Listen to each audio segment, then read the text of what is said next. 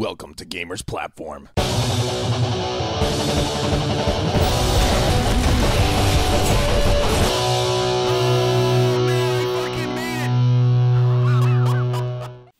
Trophies.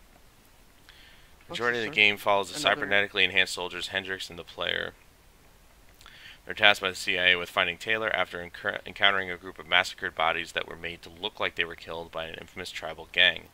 Eventually, Hendricks and the player catch up to Taylor's last known op at the Coalescence Corporation's Hypocenter, where unsanctioned experiments were taking place that involved melding the human mind with artificial intelligence. It turns out that the AI named Corvus was designed out of consciousness of the touch subjects in the Hypocenter as a way of the government to monitor all the technologies so that they could know who the enemies are, quote unquote. It was supposed to be a way to keep track of new technologies and the people who used them.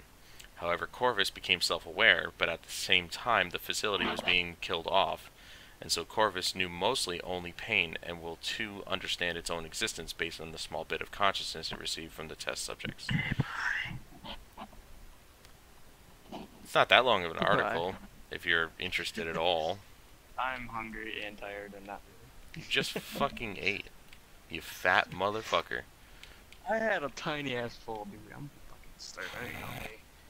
Oh, well, thanks. Yes. That's all the Let me trophies. play with you. Whee! And I'll see you later. Alright, dude. That's all those trophies, anyway.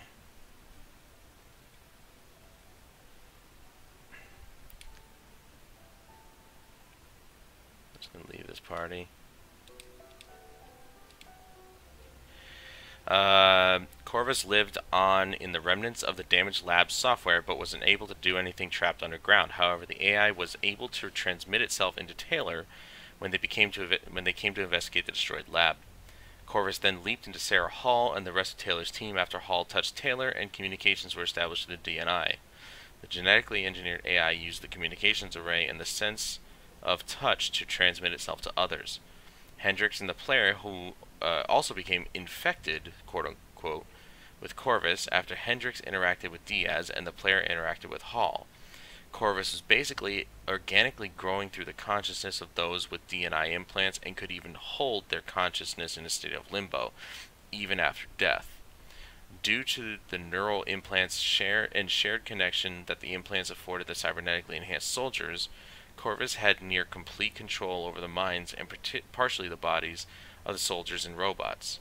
Corvus technically didn't know who or what it was, only that it wanted to survive, especially after the encounter in the lab where it seemed as if it had been destroyed.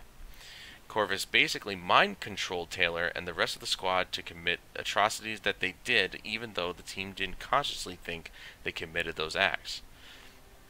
The team bounced back and forth between the mind control and their own will, causing them to behave erratically. The frozen forest was nothing more than a figment constructed by Corvus within the subconscious of those infected. Corvus was inadvertently using it as a sort of purgatory. All the meanwhile, the rogue AI was also trying to find, quote-unquote, the frozen forest, since it didn't understand what it was, that it was the one who created it.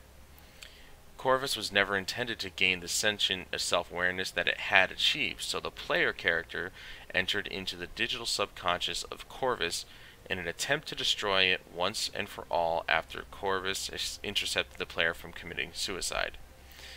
With the help of Taylor, who became a fragmented glitch within Corvus's system, the player character and Taylor battle through the system to attempt to shut down Corvus by purging him from the direct neural interface.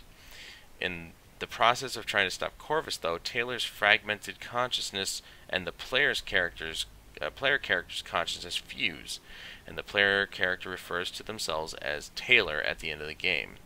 However, with the Corvus voiceover playing as the end sequence finishes up, it is possible that Corvus and Taylor fused during their final battle, and the fusion of Taylor and Corvus melded with the player's consciousness, so in the end, Corvus still wins.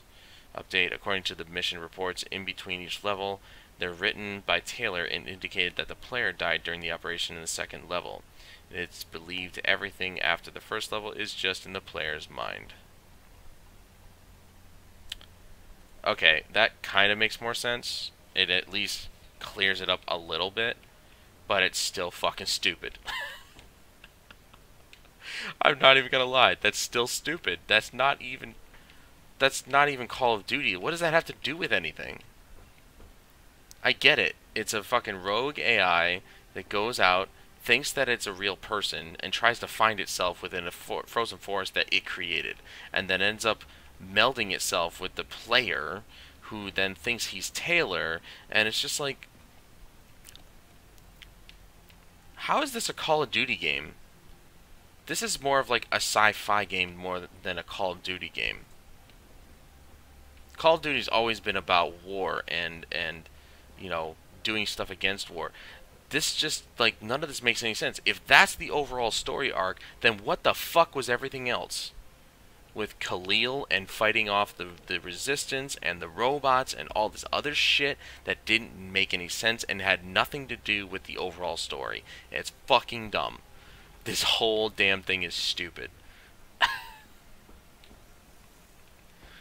Good lord, dude. This is stupid. Treyarch, think of something else. You guys suck at this. Fucking sci-fi. Leave it to somebody else. Jesus Christ, dude. This is fucking dumb.